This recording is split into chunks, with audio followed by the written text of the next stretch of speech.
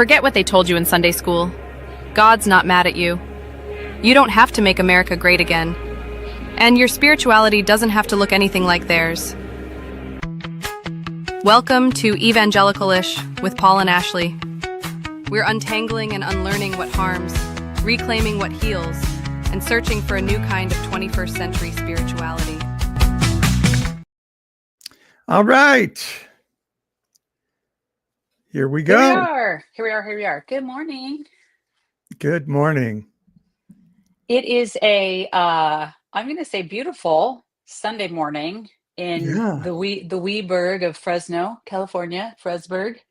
And here we are. I got up and walked to S-Bucks at like 6 o'clock this morning. It was very, very nice outside. Yeah, so I heard you get up at like 4. So did you just like stay up and then go to Starbucks at 6? I did. Okay.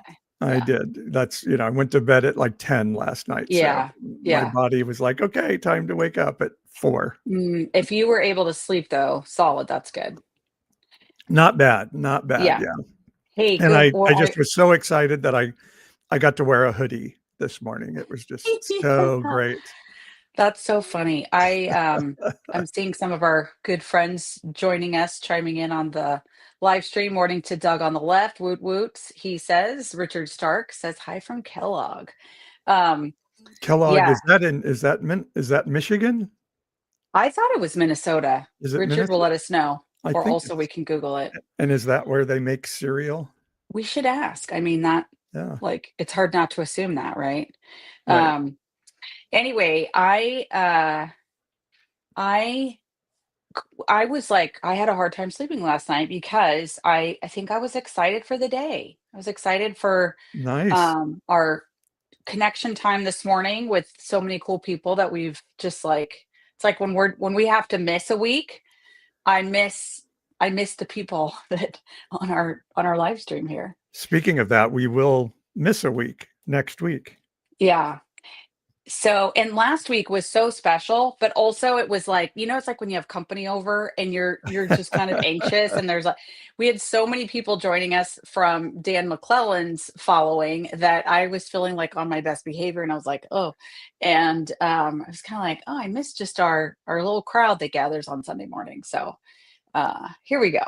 And Richard says Minnesota. That's what I thought, near Rochester. Okay. And also good morning to Ethan, who is joining us this morning as well. Ethan Cruz. Hey, how's it going? And Gerald, who I had coffee with yesterday. Hey, right here in person connect. I know. There you go. So amazing with Gerald and with Dawn, D-A-W-N, Dawn. Mm-hmm. I got to have in-person hanging out. Yeah. It was pretty crazy. That is awesome when the internet world collides with the flesh and blood world. It really is. It was amazing. Yeah. And then one thing we have here in Central California that there aren't many other places that have what we do in this genre. Maybe LA, maybe not. We have Mediterranean food. Oh. And, Armenian food, Greek food. And then last night, one of our mutual friends took me to a Lebanese restaurant in town called Phoenician Gardens. And oh man, the food was beyond fabulous. Yeah. And I have to show, and it was an early birthday dinner. Yeah. And so it said, is that backwards on the screen? It says, no, I can see it. Okay, you're still young-ish.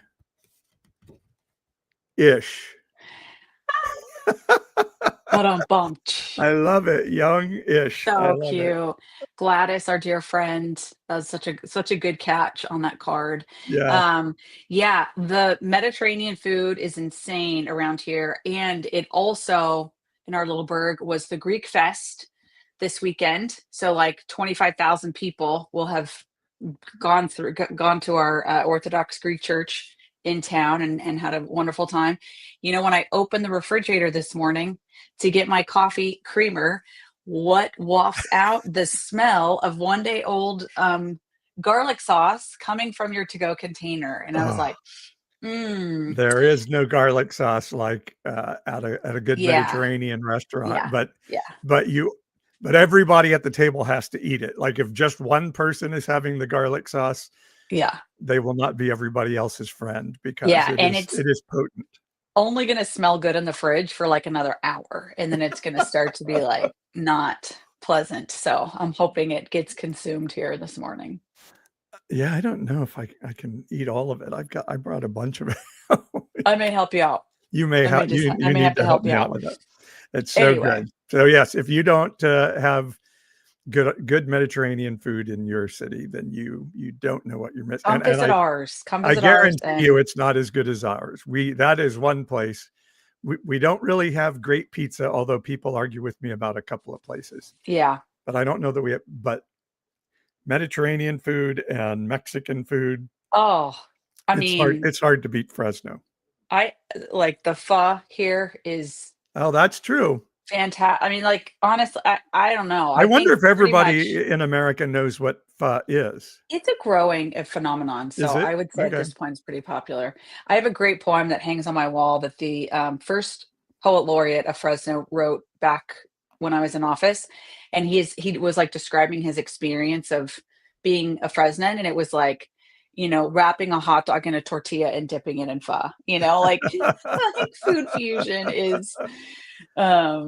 fusion is definitely our thing. I wonder So if any is that's Vietnamese food, right? Or it's Thai, Southeast is it? Asia. I mean, there's different, Yeah.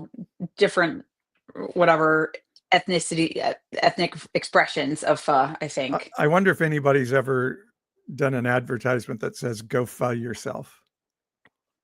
I mean, obviously, like that's the like I think that has to exist somewhere because it's just obvious. It's just hanging right there for you. It's just yes, it's Yeah. low hanging fruit. Yeah.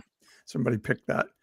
But we have like it's like there's a restaurant called like pho number 77, Right. and Somebody then needs to explain this to and then us. there's like a pho number 77 number 2.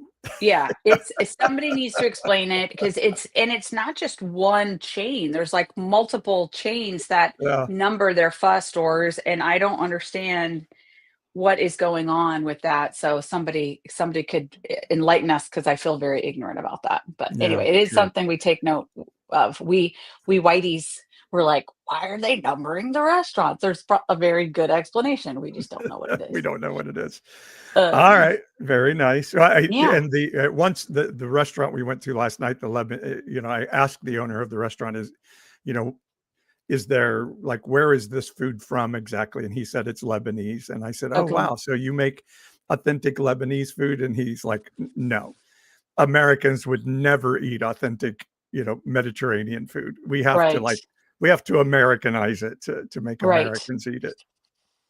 Well, that's fair. Yeah. That's fair. Yeah, but Um, it was if I ever were going to be executed, I would ask for that would that be your food final that meal? would be my final meal. Yes, it would That's a be. very morbid way to say something you enjoy. Like, you could just say that you enjoy it and that, I could, you could eat it every day for the rest of your life. but if your life is truly on the line and you only have one meal, Oh my what would gosh. you eat? That could be That's a actually a good good dinner. icebreaker question That's a sometimes. good icebreaker dinner party. I'm gonna add it to the list. Dinner party conversation. Actually, I would not do that at a dinner party. That's too morbid. Um, anyway, but Okay, yes, okay, can I tell you something kind of weird related to what you just said? sure. I can't explain this, and this is going to also sound very morbid, but I'm going to turn it into our topic for the morning, which is actually supposed to be inspirational. I was laying in bed the other night, and I was kind of like doing like a nighttime meditation thing or whatever. And this thought just hit me like, you will die someday. Mm. Like, there will be a moment where your body, like, and I was just like, God, that's so weird. I don't want to think about it. And um, then started thinking the human mind, like the brain doesn't want you to think about that, right? Because it's like we're wired for survival. But isn't it crazy? Anyway, so I think the way I could turn that into a positive and get us into our topic today is I've been finding a lot of inspiration lately in like different types of prayer than what I grew up with, and then also different types of meditation that I can say more about in a minute. But it's definitely feeling like kind of reconnecting to the spiritual that is not my body. Yeah. And I think my brain was like kind of letting me be, experience like, right, there's going to be a moment where the body doesn't happen anymore. And the spiritual thing just keeps going on. Is that weird? I don't know that it's weird. No, I mean, it's not Sad. weird. Kind of nuts. It's just a Well, weird, I think it's weird. I think my view of death has changed somewhat. I was never excited about the idea of like, oh, I'm going to die and then I'm going to go like walk on a street of gold and worship Jesus for 1,000 Right. years. And I was like, Right. oh God, that sounds awful. Yeah. And I think I see our lives as cyclical and eternal in a way that says, death isn't the worst thing. It actually is a part of the cycle and the process. And I'm not sure I can define what happens after that, but yeah, I'm just, and it's not like oh, death, where is your sting? I get to go to heaven and other people Right. are going to hell. It's like, no, it's a part of the cycle of life. And Right. it's not like this horrible, sad ending. It's sad because it's an ending. We're like, if we're moving from a town to another, we're sad about the ending, but we're going to someplace new to start a new adventure. And that's kind of how I look at death now. And so that it's not quite as sad and morbid. So yeah, Yeah. not weird. And I don't think necessarily macabre or morbid either. Well, that was a little bit of an odd turn that I took there for us. So Well, yeah, no, we're like, what? So flex your spiritual inspo inspo. Yeah. is the name of the show today. And that's a spiritual inspo, like something inside of you is saying, hey, let's think about, so now you think about, okay, what does the fact that I am going to die someday mean to me? Yeah. What is the importance of knowing that today? Yeah. There you go. Yeah. Nice and tidy right there. There you go. Yeah. Hey, so do you want to jump into that topic, or do we want to do a little recap of our show last week with Dan McClellan? I don't know. Let's jump into the topic, I think. Okay. Since we're here. Since we're here. So I was telling Paul yesterday, because, our show prep is so exhaustive and intense. We're just like passing in the hall, like, hey, what do you want to talk about tomorrow? And we're like, oh, no, this is, in case you're wondering, let me pull back the curtain of ish and explain how this goes. Now, we've done it better than that in the past, but right now our lives do not allow crazy for anything more than a hall pass. Hey, what are we going to talk about on the show? But I actually kind of vibe with and appreciate that. I think our time on this time together on Sunday mornings when we go live, and maybe others will watch it during the week or whatever, but like, I actually really think the way we should organize our thoughts for an ish is to just reflect on like what's bubbling up and what feels important to the two of us to talk about with each other. And to the extent that that is helpful, encouraging, provoking, whatever, of folks who will listen, I think that's awesome. And I'm so grateful to like share this time with different people. But I think that's really all it is. I think like what flows from us, either it will be something that is, connects with other people, or it won't. So yesterday, my thing to Paul was like, hey, I don't know if people are going to want to listen to this, but here's what I want to talk about. What I want to share, what is exciting to me right now from the week, is the things that I found a lot of spiritual inspiration this week. And so I just wanted to share about that, and then, get input from other people on maybe whether or not they had similar what's inspiring you. So then we decided we should try to coin a phrase. What do we come up with? Spearpo? Yeah, it didn't really It work. didn't work. Like spiritual inspiration. Spinspo, I think, is what I was saying. We were trying to can we get that going? What's your spinspo? This is your pastime of trying to create new ways to say things. Anyway, so that's how we landed here. And so I just thought I can look at the week and be like, whoa, 4 different times did I experience that really kind of opened my heart and mind to spiritual connection and inspiration. So I have 4. How many do you have? I have 2, but I Okay. could probably come up with more if I need to. Well, then I'll go first. I have no shortage of spinspos. Spinspos. It's like Christmas Day. If I have more presents, I'll start, right? Like, yeah. So because we have to take turns opening. Kind of seems balanced. Yeah. Okay. So, my first spinspo this week. Still gonna try to make that a thing. You're gonna keep working on that. There you go. Yeah. Okay. So I had read a couple of books about this thing called contemplative prayer, and this is a worldwide phenomenon, and like many probably generations of people have done. So I'm new to this. Okay. So I'm the Johnny come lately on this, but contemplative prayer is very different than the style of prayer that I grew up with. I grew up with sort of a charismatic intercessors prayer model, and asks, whatever it is, that acronym, like ASK, just the kind of like you ask, seek, knock, right? Something like that. Like, you start with like humble yourself and praise God, and then you can turn and start asking him for what you want. Yeah. And then when you ask enough for what you want, like at some point in that process, when you're just like, prayer warrior, blah blah blah, da da da, at some point then your heart kind of starts to align with, well, actually maybe the thing I'm begging and demanding from God, I can kind of surrender it. Let me just now go with the flow and say, hey, God, not my will, yours be done. Okay. That's been my prayer practice for, I don't know, since like grade school until about 5 years ago.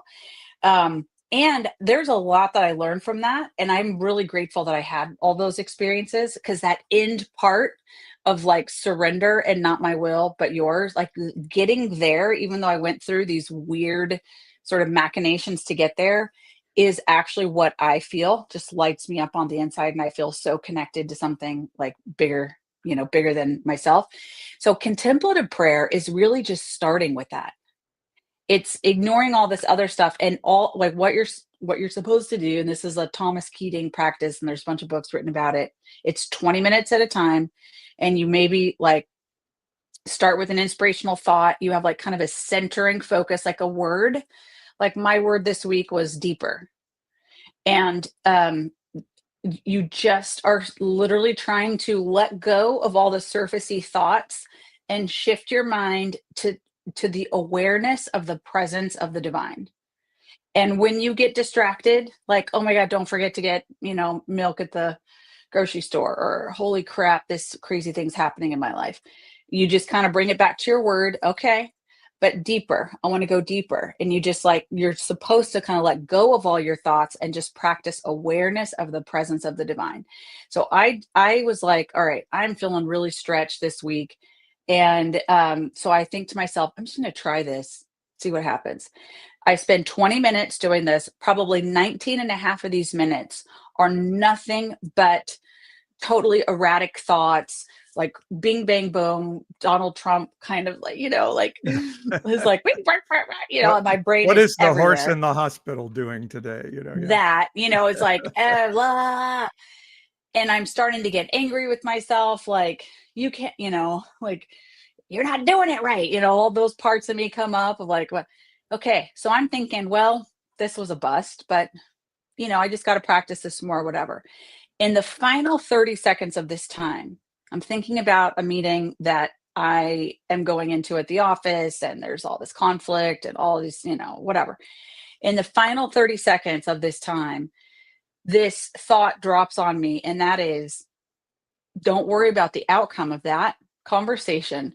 Just pay attention to what each person who's coming to the table, what they're bringing to this community, and just see the beauty that each person is trying. Each person is investing of themselves to like be in this space and try to make this project happen.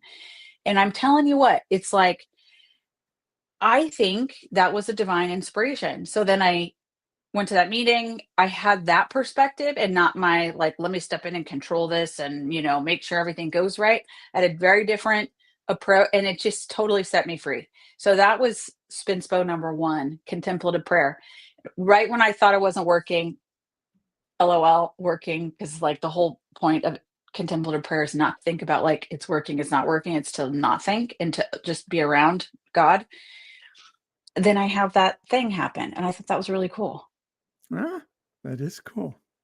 So thinking about the humanity that you're working with rather than the finish line that you hope to get to with those people. Yes. And just it really buoyed me to consider that I felt like I had help in that moment from something outside of myself. I had help to like, you know what I mean? It just felt that relief of like, it's not all, I just center myself way too much. I'm like, I have to do things. And I don't think that's it. I really don't. Yeah, that's good. And it's also a step away from the like, God's going to take care of me. God's got a plan. Yeah. I hope God likes me better than the other person in the room who's praying for their own, Oh, thing to right. The happen. like win-lose dynamic of my past Christian prayer time was very much like, let my enemies be slain in the presence of God, like all that stuff. And I put this comment from Doug on the left up. If God is omniscient, your life is a prayer. 1,000%. Like that's what I'm starting to understand more and more. Yeah. I didn't put the comments up on the screen. There we go. But I wonder if there is an omniscient God. If there is, then things, but that's a whole nother topic. I won't go there. Well, that's good. That was your Spinspo for the week. Or your first number 1. That was number 1. I have 4. That was 1. Yes. Okay. So am I supposed to give one now? Yeah. So I played this the other day. This will be another copyright violation, but music takes me to a spiritual place for sure. And so this song just has me. Can you hear that? Yep. But we're seeing Dan McClellan's face. Oh, really? Yeah. How is that happening? How is that happening? Oh, anyway, we've got the music. We love this song. This has been inspiring both of us for like 2 months now. Yeah. And so, it's called The Whole of the Moon, and, kind of the recurring bridge in the song is, I saw the crescent, you saw the whole of the moon. And it's, I looked into what the song was about from the writer, and they said ultimately it's, kind of, it was about C.S. Lewis, but about C.S. Lewis type people. And I know C.S. Lewis kind of, maybe for some of us who are deconstructing now, we're like, oh my God, I had to read, Chronicles of Narnia in school, and now it triggers me. But C.S. Lewis truly was a brilliant thinker. And so the song is about people who are able to see the bigger picture. Some see the crescent. I see but you can, even when there's a crescent moon, you can still see the whole thing. I was dreaming about wings. You just flew. You just were flying, so that it's about being able to see something bigger. And that just, the concept inspires me with both a lot of those people that we revere as the great thinkers today, like say Dr. King, were not popular people in their lifetime. They were not loved. They were not beloved, or Jesus or Jeremiah. They were not beloved in their time, and so by society, you mean, right? Because society, yeah, by status quo, by the people who don't yeah, tell me truth. I don't want to hear truth. I want to be affirmed in what I already believe, and so it's just inspiring to me. I consider myself to be somebody who maybe sometimes sees beyond, what's right in front of us in a moment. And that makes me unpopular sometimes. And sometimes I do that well, and sometimes I don't. But it's just inspiring to think about how important it is to have people in history who can see beyond the moment and see something bigger, and how those people have impacted the world. So, yeah. I love it. I love that song. We've talked about it now multiple shows, so like we need to put this in the show notes or something so people can go Yeah. check it out. There is, for me, there's something about the instruments, the actual instruments of the music, and then also the lyrics. Yes, we absolutely love it. So Love it. I can't wait to have bigger understanding of exactly what certain sounds do to our spirit, how our spirit interacts with certain sounds, because music for sure, but sometimes it's just somebody's voice or something that your spirit just goes, oh, that's like Yeah. water to a thirsty deer right there. As the deer panteth for the water, right? So sound and music does that for me. It takes me to another dimension.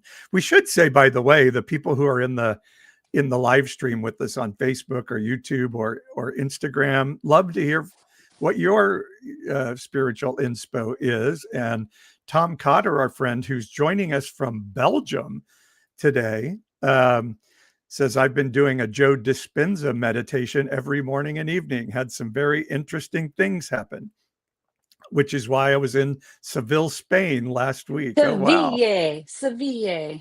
España. Oh, did I get it? Okay. Seville. Yeah. Okay. My bad. Okay. So I can't believe that Tom you love put Joe that in the Dispenza. chat, because that's my Spinspo too, is some Joe Dispenza meditations that I did this week. Okay. So that's crazy. This is like alignment and like kind of cool synchronicity here.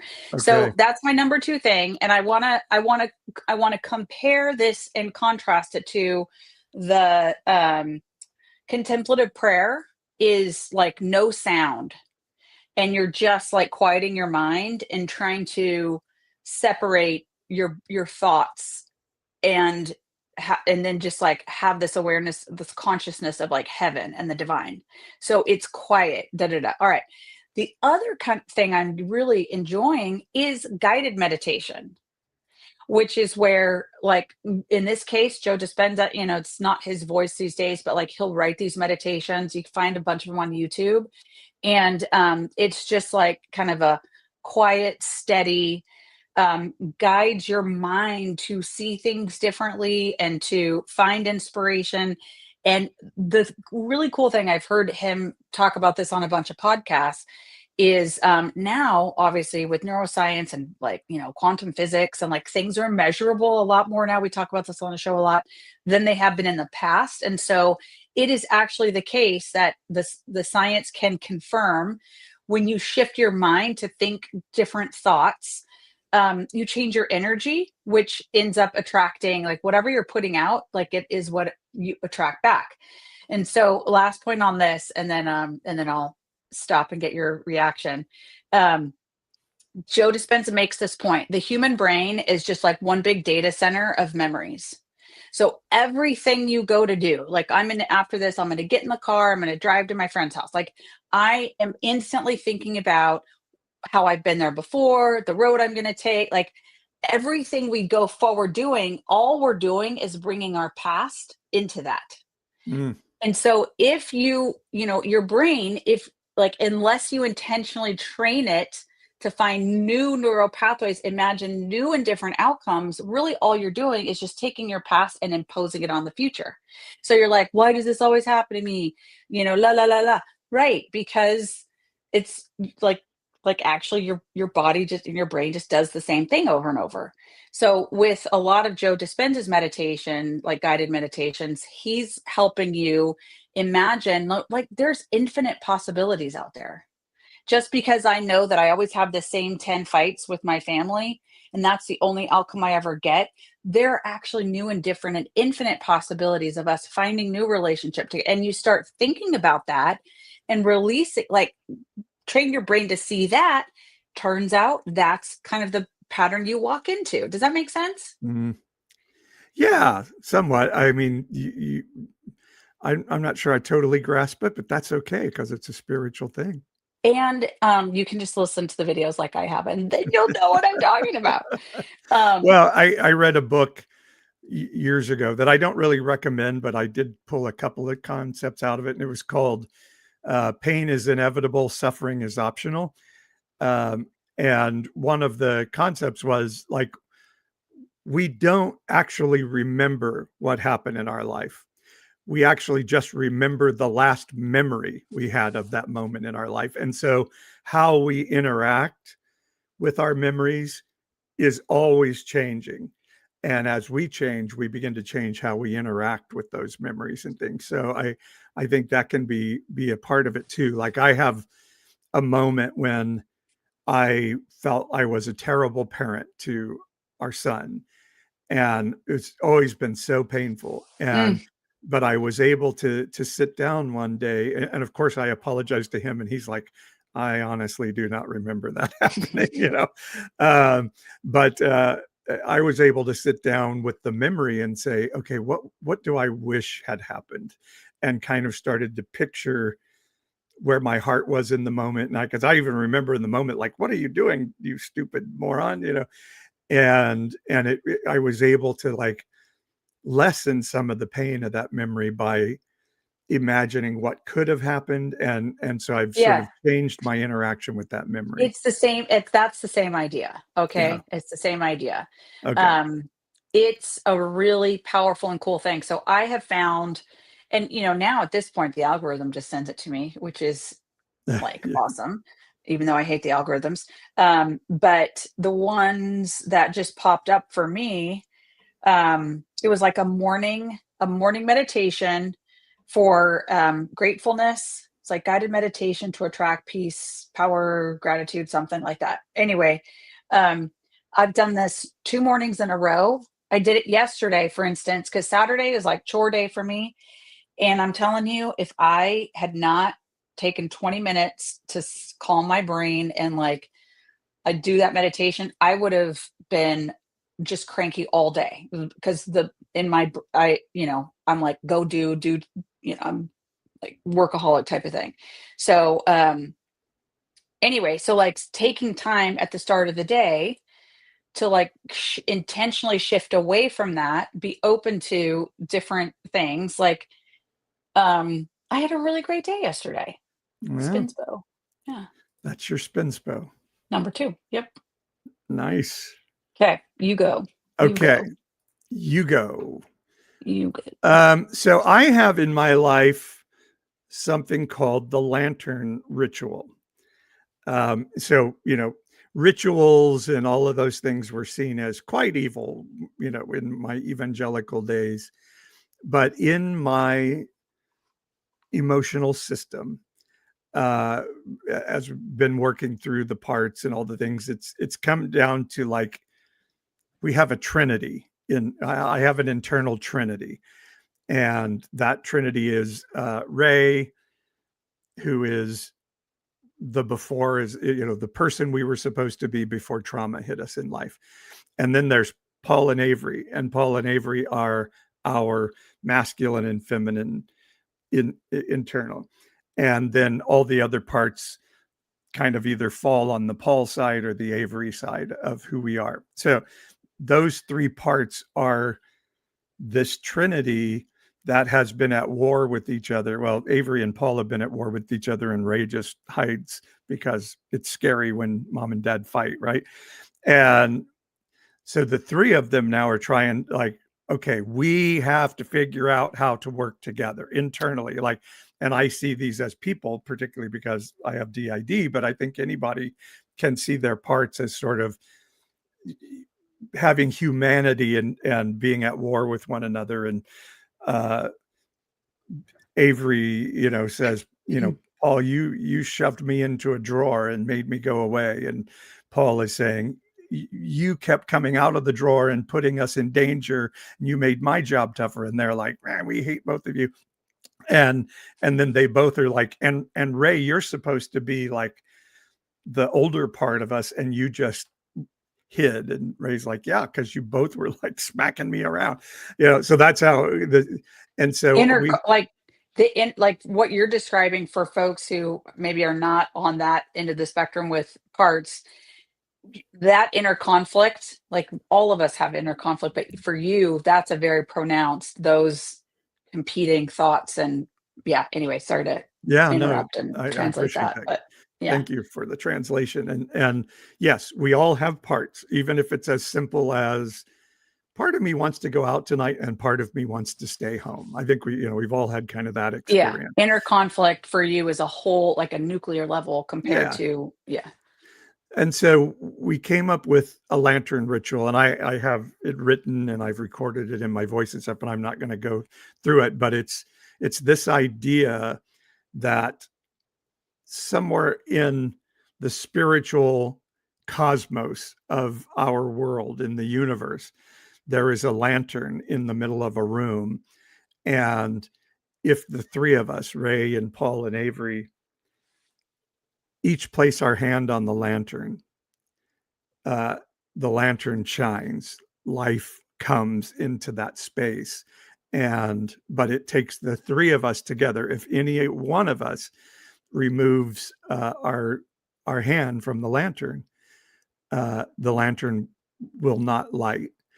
And it's just a picturing of those three parts coming together and holding this lantern together and saying, okay, we need each other. And so we're going to have to figure out how to walk together in compassion, which means being pissed off about the things you did that hurt me, each part, but also having compassion to understand why you did it.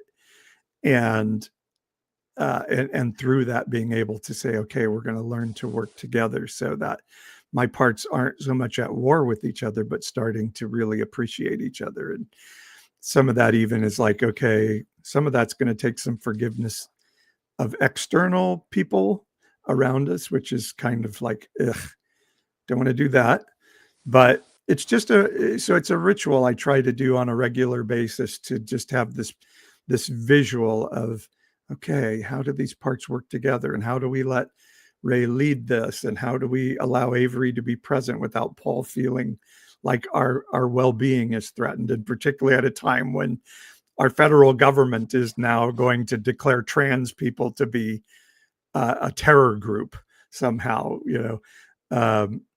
how do we get that inner peace even in the midst of all this really fucked up space out here and all these things? And so that ritual and other rituals similarly have become very important spiritual moments to us to really feel what our connection to the divine is and how do we walk this out. That is, I love hearing you talk about that. I've heard you, say that around the house and stuff. And it's such a great visual for me because it's like it reminds me of, isn't there like a superhero like the Green Lantern or whatever? Yeah. It's easy to imagine almost like this, fiction movie or something where you've got these, or like Wonder Twin powers, right? Wonder Twin powers activate, form of a monkey, so I can see each of the three having to slide in together for the light to come on. I think that's such a cool way to to just slow down your mind and like pay attention to what those parts are feeling and be able to bring that alignment. So I appreciate you sharing that. And each part, and this is also like a concept for human interaction as well. Each part learning, like, I am not fully alive if this other part isn't able to be fully alive. Yeah. I cannot live the fullness of who I am without partnering with these other parts. Yeah. And humanity's the same. Like, I can't fully live unless I'm wholly affirming somebody else's ability to live and live fully. Which is really cool that that's your Spinspo 2, because it totally segues to my Spinspo 3. Like, nice. Again, synchronicity. Okay. So what I was going to say was my Spinspo 3 is the therapy session that I had this week. Okay. And just the practice of, finding a really wonderful therapist, having a regular session. I don't get to go every week. I go maybe every 2 weeks, every 3 weeks. I see an internal family systems therapist. And so I've learned a lot about my little parts. My little parts are all named Ashley. My little parts are all the same gender. I had to think about that for a second. I was like, wait, yeah, actually my little part, but they kind of just represent different eras of my life, different memories and experiences, and just starting to learn my system and identifying that there are these parts that are triggered at different times and feeling a certain way, and then being able to, with all the spiritual practices we're talking about, plus a good therapist, kind of get up underneath those triggering points, relieving those parts of those burdens so that they get to just be a part of the system. They don't have to be firing off in any particular way. I've heard people who have been at this for a lot longer than I have say that sort of quick assessment and understanding where different parts of you are coming from. So for you, your lantern ritual, that the more experience you get at that can happen in seconds. Like it can even be like split second. And then you're like, working as one team and not, having this feeling of conflict and, or, being triggered about something that's happening outside of your system. So I think, we talk about this a lot on the show, but the world we grew up in with sort of religion really was for me a very great big old spiritual bypass. And it Yes. was like a big old water slide, that I could cross this cavern, this deep ocean of experience and pain and things that needed healing. I could just like zoom right over it through that intercessory prayer practice that I talked about in Spinspo 1. I could kind of I could faith my way to the other side of pain. And then of course that pain never really went away. Right. But I couldn't admit to that pain because then I didn't have enough faith. Yeah. So I'm just spiritual bypass is such a great term. I love that. Yeah. And I'm just so grateful to have the tools and like I've had the experience now to be like, these things come together, and Mm-hmm. and the mental health approach to inner peace and freedom absolutely has helped me be more open and more authentic in like my spiritual connection. And so often these two things get pitted against each other, and I'm like, no, it's all the same. The inner work helps you connect with that divine that is in you. So it's all comes together. So that's my number 3. Oh, that spurs all kinds of thoughts in me and kind of makes me want to reconsider. I'll reconsider for number 4. I'm going to make a note to myself so I don't forget it, which happens very quickly. My number 3 is I actually made a video while I was walking home from S-Bucks this morning. And it was about... Do you not say the word or something? Is that like a copyright violation to say it? Or no, I don't know. I don't know why. I just... Okay. when I was in our Christian realm, a bunch of people would call it Saint Arbucks. So yeah, so I don't know. I just call it S Bucks because it's cool. Yeah. But I was talking about the beauty of this moment in history. And I was thinking about like, oh, am I going to be now classified as a risk? And Nancy Mace this week was saying we need to put trans people into institution. We need to institutionalize trans people, all this stuff, which is just beyond idiotic. And I thought, this is a beautiful moment in history. Why is it beautiful? Because we may think of a moment in history like, I think a lot about, the Little Rock Nine in 1957, these 9 Black children who are being forcibly inserted into this white school, Arkansas, Little Rock Central High School. Mm-hmm.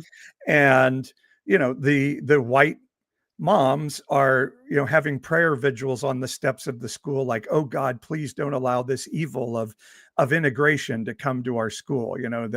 Don't let this evil of Black kids going to school with our white kids happen, and so I've thought about that time in history a lot. Like, who would I be in that moment? Would I be with the children, protecting them, fighting for them at the risk of my reputation, of maybe even my job?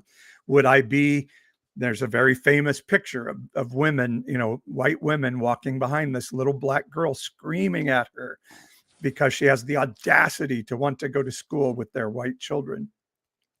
Or would I even more so just be what Martin Luther King Jr. called the white moderate, the one that says, oh, I wish people wouldn't make all this discomfort happen. Can't we just get along? Why do we need to integrate the school right now? Maybe there's a better time. And so this is a time in history where I think we get to make those decisions. Am I on this side, or am I trying to sit something out when there's a moment in history that I need to be answering? And so there is a beauty in that I feel we get to make that decision in this moment. Mm-hmm. Wow. And Gail shares with us in the live chat that their mom worked in the school districts in Arkansas during that time. That's interesting. Yeah. My, that I grew up in Northwest Arkansas. Yeah. And so I'm trying to think, what year was the, 57. 57. Okay. So my parents were at the University of Arkansas just after that. I think they were there in like the 60s, early 60s. That's crazy. Well, I remember like it was yesterday, once you preached a sermon with that image as the focal point. I don't remember the sermon, I remember the picture. And it's a really intense image. This sweet little girl is just like walking, and you, like you said, you see, if I was to drop into that time in history, these women, they were wearing their little shirt dresses, like from the 50s, and they literally had pearls. In my culture, I would like just been like, oh yeah, that these are like the normal people of the time, like these women, they're kind of like housewife type looking people. And wait, how do I keep showing Dan? Obviously, Dan is trying to make a comeback in Ish. All right. Now for those in the live stream, I have the picture on the screen now. Yeah. So, yeah, the looks on the faces of these people, and particularly these women, is frightening.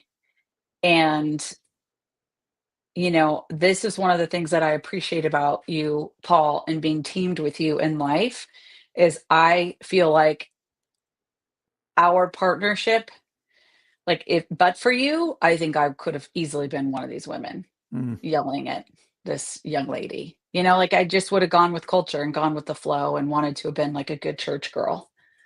I wish people could look at this picture. And there's something called the Cinderella effect. Like we read the Bible and we always consider ourselves to be the good character of the story, Yeah. and struggle to ever see ourselves as the bad guy.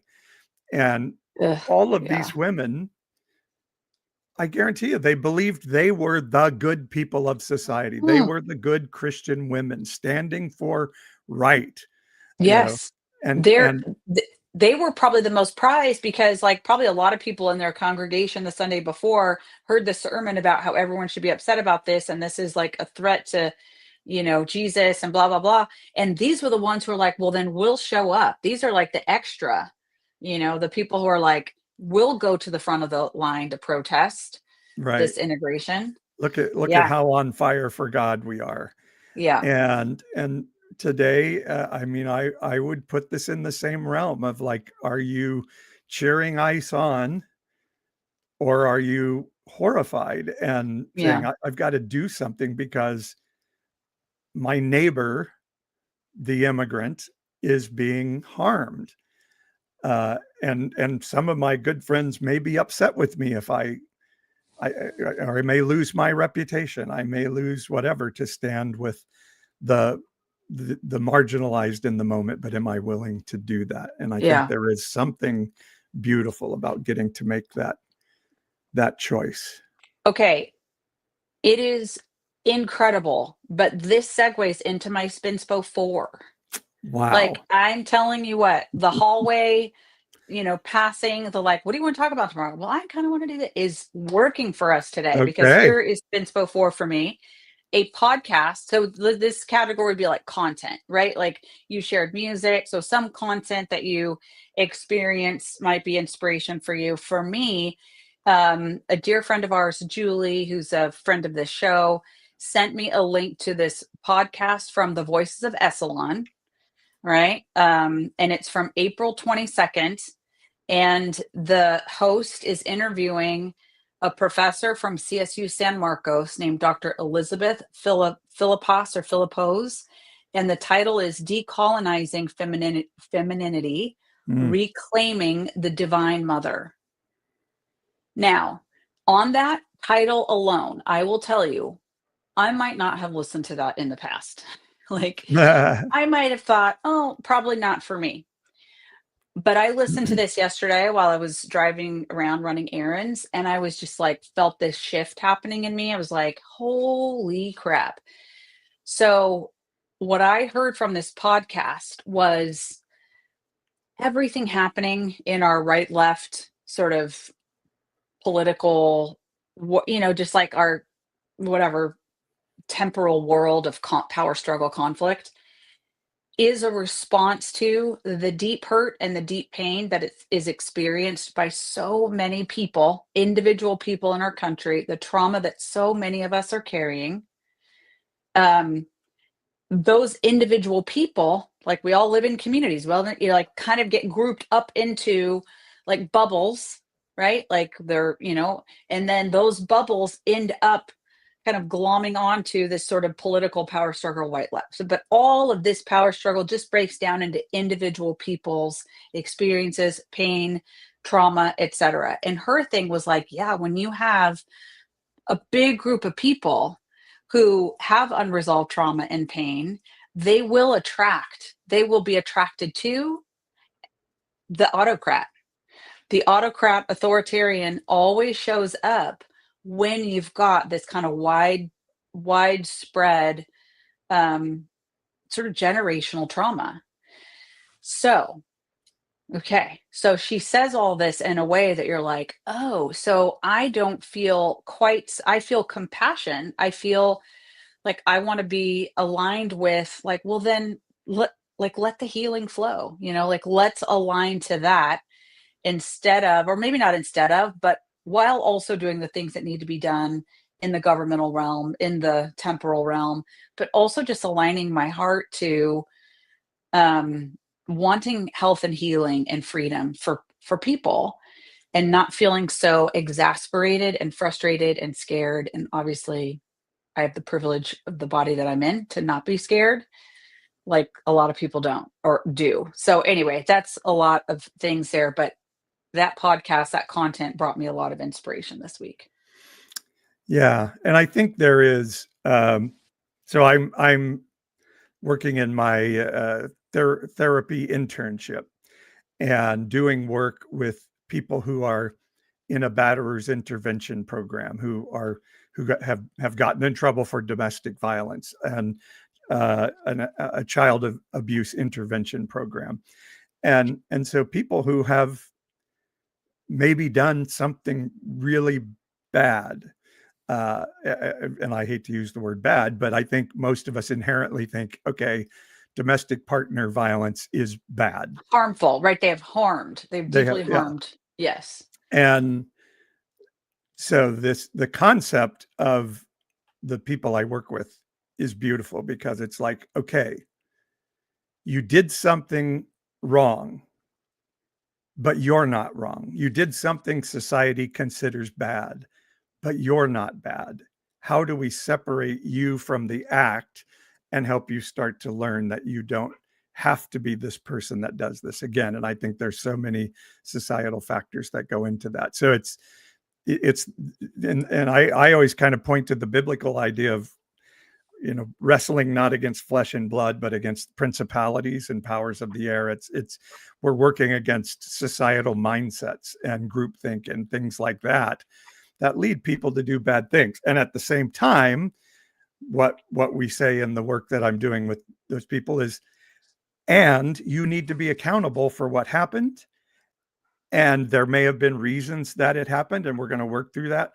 But you get to make a choice from here going forward as to who you're going to be and what you're going to do. And I think there is also a concept of, in that compassion, of saying to people, you get to make a decision to lean into the goodness in you, or lean away from it every single day. And the more times you make the choice to move away from the goodness in you, the harder it gets to get back to that place. And when we see people that we might call evil, we're looking at is people who are injured, and we can have compassion and also understand they've said no to goodness a whole bunch of times to get to where they are, and that they become very harmful people in that. So it's, I all of that can be true at the same time. Yeah, like, I think so. You're now dropping down into the, like, one-on-one again, like which you did for many years when you were pastoring, life coaching. That's this kind of the space you're in, is that individual story and backstory, etc.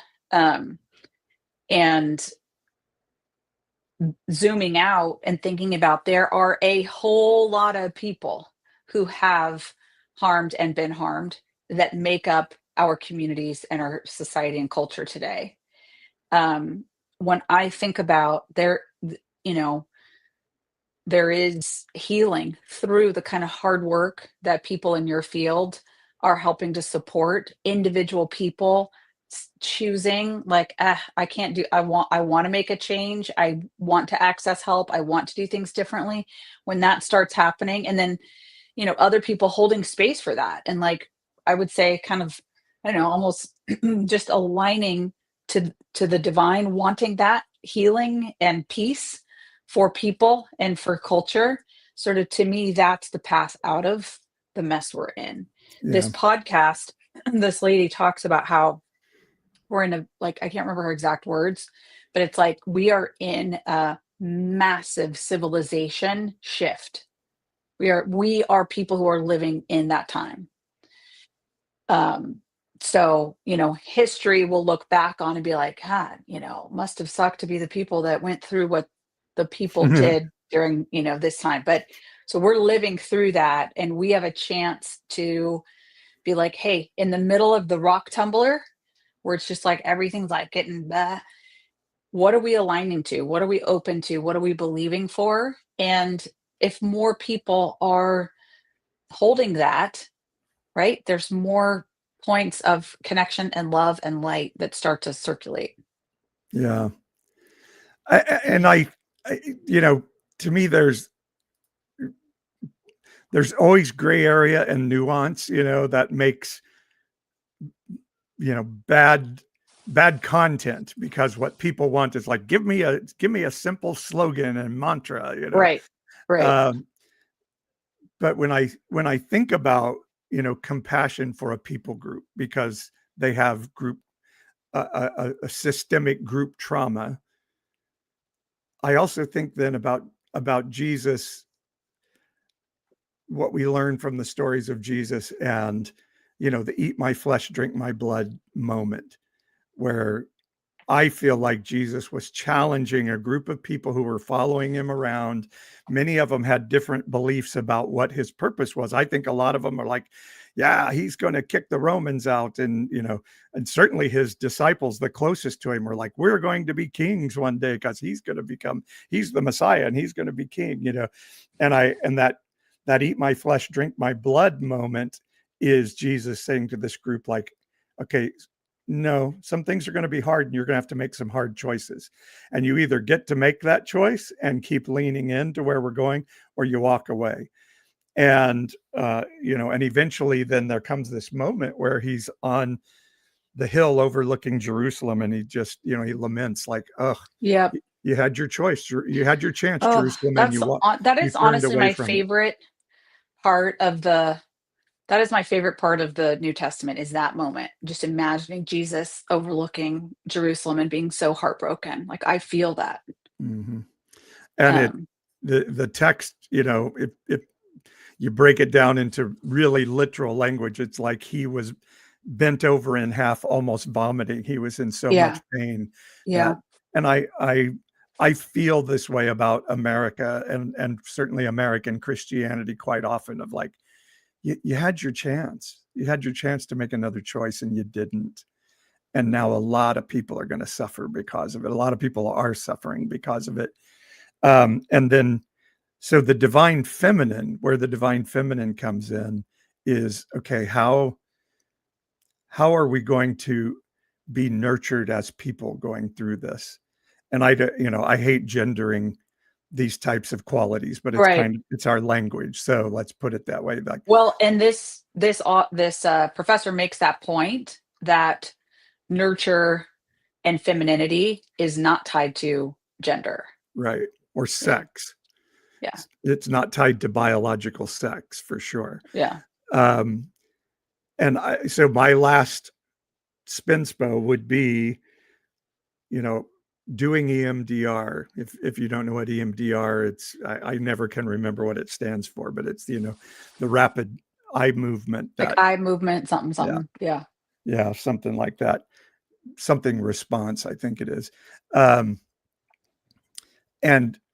getting a feel of these moments spiritually where I really could feel the feminine internal sense of being in that presence of nurturing, powerful feminine, and my own femininity, which is so hard for males to say in our society. But I had that moment, and I've told you about it before many times, probably, of like saying to my therapist, I can feel my body. I feel my body. Yeah. Now, that may sound really odd to some, but it was like the first time in my life that my spirit had felt my body. Yeah. Like, I have been totally divorced from my body. Yeah. And so I felt that and was just like, I want this. I want, and I asked her, like, is this how other people feel? And she was like, well, not all the time, but way more than you do. And I was just like, okay, I really, in some ways, it's like, I'll do anything to get that feeling. It's the best drug ever. And I think that is where some healing has to come from, is being willing to humble ourselves and get into a space that we may not have felt comfortable to be in before, and say, oh, the feeling I get when I do that, though, is so worth it. You talked about it as body calm. Yeah. And not being on point. And that, when I heard you say that, I was like, okay, I want that for my spouse, even if it means, you know, a different life path for the two of us. Like, I want my spouse to know that. And the fact that you haven't known that, and I'm not saying I do all that much, but like just you describing it as like, I had a moment where I could feel calm in my body. I was like, "Oh my God." The fact that for almost 60 years you've never experienced that, pretty intense. Well, I explain that feeling like having a 2-ton cement ball hanging over your head on a chain, and you're like, "Oh, I can enjoy this moment, but, oh, if that chain ever lets go, I'm toast." And so Mhm. living the whole life of, "Okay, where is the next shoe The drop danger. coming from?" Yeah, Where's the threat, right? and Where's the having a danger? moment of like, "Oh, I don't feel like I have that ball over my head right now. I don't feel like." Mhm. That's an amazing thing, and so it does take me leaning into some things that are hard for me and hard for you and hard for people around us. Yeah. Um, but I'm but I think that's part of this journey of life is like, am I going to see what's in front of me and am I gonna lean into it? Or am I gonna say no because that's hard or that's hard for somebody else, Right. something like that, or society doesn't value what I want to lean into right now, and so that's Yeah. gonna make life harder. So Yeah. it's those types of decisions. Um, And we Jesus' thing there, I'm sorry, like, real quick, was, "I would have gathered you up like a mother hen gathers her chicks," I mean, is that Yeah. not Yeah. the divine femininity he's talking Femininity. about? Yeah. Yeah.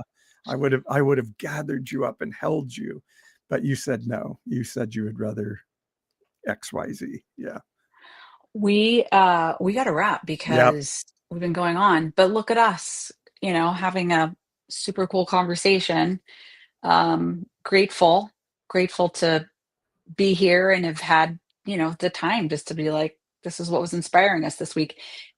For people who watch this show, just so you know, this is like my idea of like the perfect conversation.